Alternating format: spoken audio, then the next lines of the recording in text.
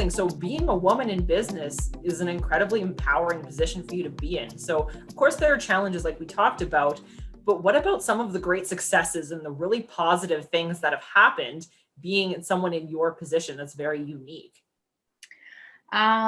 So for me, I love the family and close knit culture within our team at Larkaun.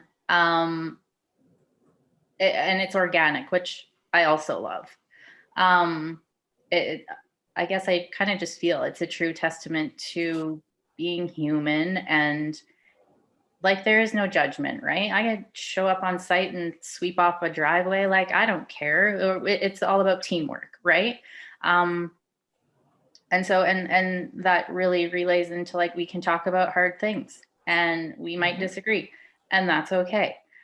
And really, I think that even plays off onto a lot of people who, like our clientele, who decide to allow us, who give us permission to build their home. It's a huge investment. It's stressful. And they need to be able to let go. And so that's partly what I love about the work side of things. Back to agreeing to disagree. I love the partnership dynamics that Corey and I have together. We really seem to balance each other's strengths and weaknesses out. And I think that's a huge part of success, or I guess it depends on how you define success. But for me, that's kind of go at the end of the day. Not that I know what that is, because we work all different hours. And my kids get mad at me for that, but sorry. But right, you can rely on each other. There are no questions asked. You have each other's best interests, and that's huge in a business partner, regardless of the industry. Yeah, and in a team in general. I mean, a team who knows that even if you have that rough conversation or that disagreement, it doesn't mean someone's getting fired. It doesn't mean that you think any less of them. It probably actually leads to more respect than anything else. That I'm glad we've built this team where we can talk about this stuff, because all the good things that happen in a business probably happen on the other side of that conversation.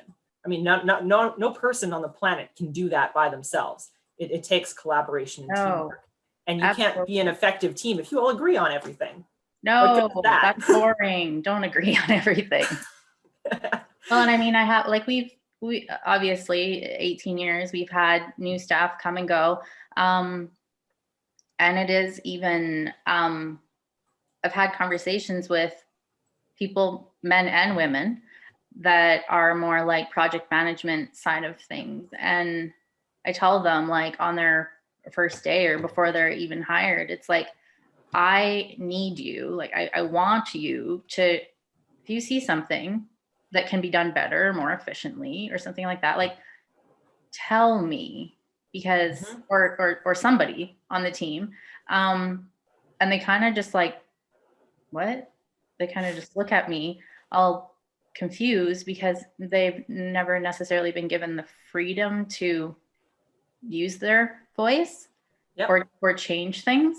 And so I like to think that benefits all of us, and I'm sure it does. And the quality of your business is so much higher because of that. I mean, it's even so simple as you've been doing something for 2 months, so you just do it on autopilot. Someone new comes in and they think, well, if you reversed your process and did this part first, you actually don't need to do the second part. And then you have 5 minutes every day where you can do something else. And it's those tiny little tweaks too. Like, sometimes when you ask people what they would change about something, they're looking for this big giant answer of, this is wrong, you shouldn't do this, you should do this instead. But often the biggest changes come from the ripple effects of very small changes and the combination of all those small changes. So having a culture and building a culture is a very effective strategy for any business, not only to make their business better, but to make their team members and their whole collective image be so much more human and so positive. So I think you've definitely won in that department.